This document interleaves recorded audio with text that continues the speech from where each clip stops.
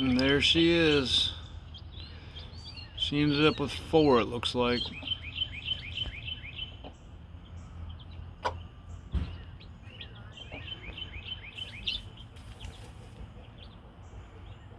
It's the bird that I put a video on here last week or a couple days ago. Got a lot of attention, so I figured I'd post an update.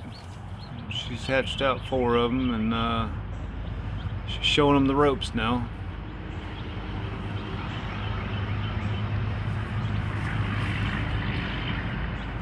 Pretty cool to watch.